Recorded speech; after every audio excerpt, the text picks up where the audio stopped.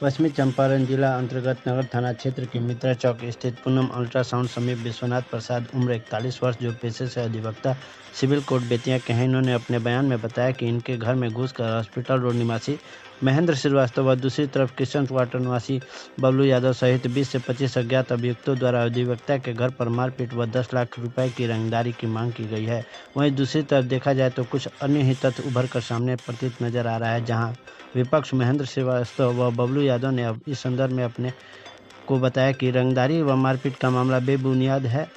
आप सीधे तौर पर स्थानीय लोगों से इस संदर्भ में मामले की जानकारी प्राप्त कर सकते हैं। मामला भूमि विवाद का है, जहां बीच बचाव में हम वहां गए तो अधिवक्ता के परिवार द्वारा हम सभी व उनकी भौजाई व भतीजे को मारपीट कर घर में न घुसने व जमीन जायदाद से बेदखल करने की बात कही जाती है, जिसे प्रशासन खुद ब खुद जांच कर सकती है। मामला भूमि विवाद से जुड़ा हुआ है, जहां अधिवक्ता के बड़े भाई स्वर्गीय वैद्यनाथ प्रसाद पिछले कई वर्षों से अपने परिवार के साथ रक्सौल रहते थे। इसी क्रम में 2013 में स्वर्गीय वैद्यनाथ प्रसाद की मृत्यु हो जाती है। मृत्यु उपरांत जब स्वर्गीय वैद्यनाथ प्रसाद व उनकी पत्नी पुत्र सहित अपने पूर्व निवास स्थल मित्र चौक को आते हैं तो इनके देवर अधिवक्ता विश्वनाथ प्रसाद परिवार सहित अपने भौजाई व भतीजे को घर में घुसने नहीं देते। ऐसे विवादास्पद बातों को सुनकर इस बीच स्थानीय लोगों सहित हम उक्त बातों की जानकारी हेतु वहां गए तो हमें रंगदारी जैसे बातों का प्रयोग कर हमें उक्त बातों के षड्यंत्र में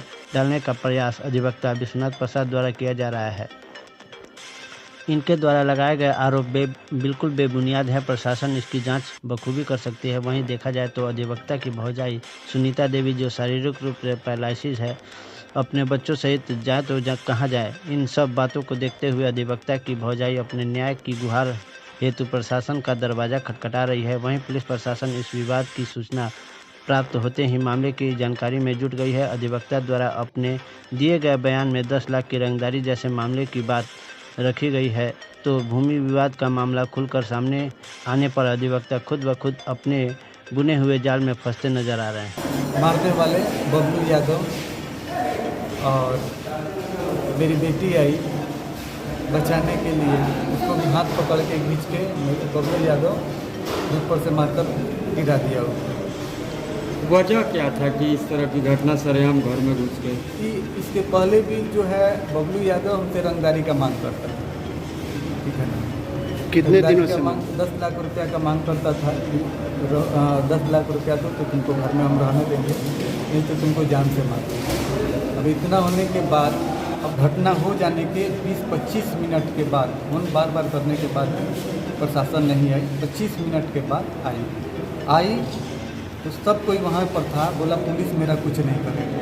पुलिस से हम बोले कि ये आदमी हमको मारा है, यही आदमी हमको मारा है, जान से मारने की कोशिश की। तो बोले मतलब जब पुलिस आई तब भी हमलावर वहीं पे थे? कुछ थे और कुछ भाग गए थे।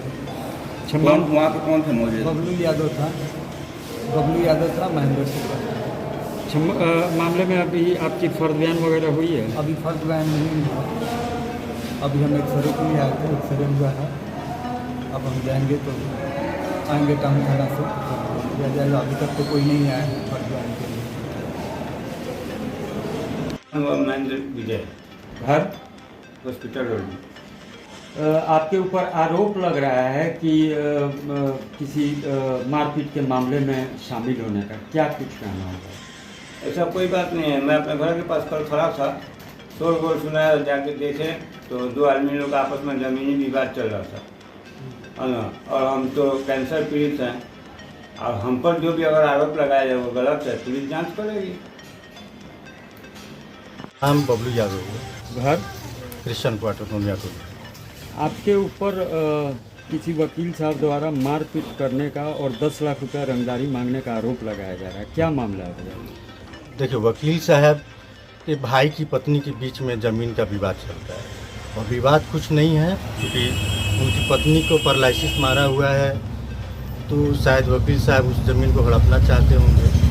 खैर जो भी हो, वो लोग के आपस का विवाद है।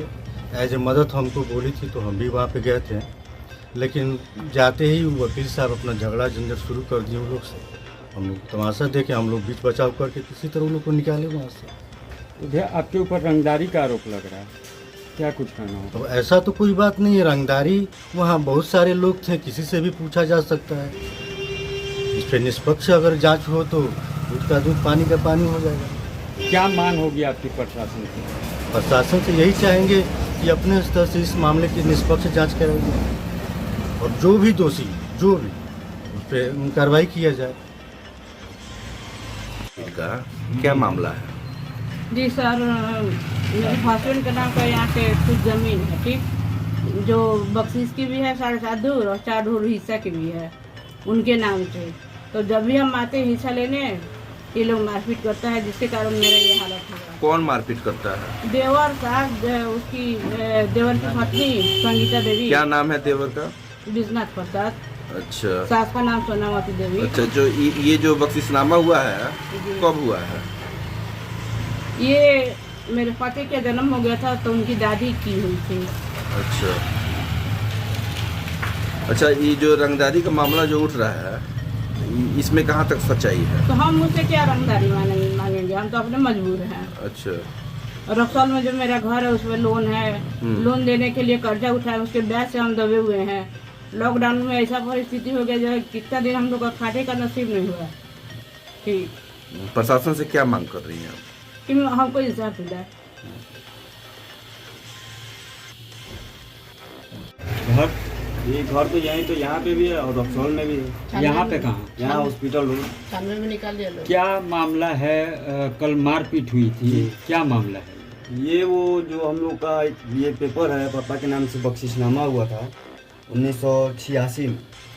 तो वो उससे हम लोग बात किए लोग, तो वो कह रहा था कि यहाँ ऐसा कौन नहीं कह है। रहा था? वो अंकल है, वो विश्वनाथ प्रसाद वकील है। पापा के एक्सपायर करने के बाद हम लोग गए तो बोला कि 2 महीना का टाइम दीजिए। 2 महीना बाद गए तो ये पेपर देख लीजिए, ये कॉलेज जाली के नोट पे काम करता था। ये सब पेपर है, फर्जी बंटवारा कर लिया है, साइन वाइन सब यहाँ पे किया है, देख लीजिए। और उसके बाद से आए लोग तो बोल रहा है कि सारा चीज़ हमको लिख दिए हैं। कल गए थे लोग तो झगड़ा उगड़ा किया, सब चीज़, कपड़ा उपड़ा माँ का भी फाड़ दिया, दीदी का भी फाड़ दिया, मेरा भी फाड़ दिया, धक्का उका दिया, हाथ में सारा जगह चोट लगा। कल जो झगड़ा हुआ है उसको वकील साहब द्वारा 10 लाख रुपए नहीं, रंगदारी ऐसा मांगने कोई का बात नहीं, ऐसा कोई बात नहीं। वो सरासर झूठ है। वो अपने काले कोट का इस्तेमाल कर रहे हैं।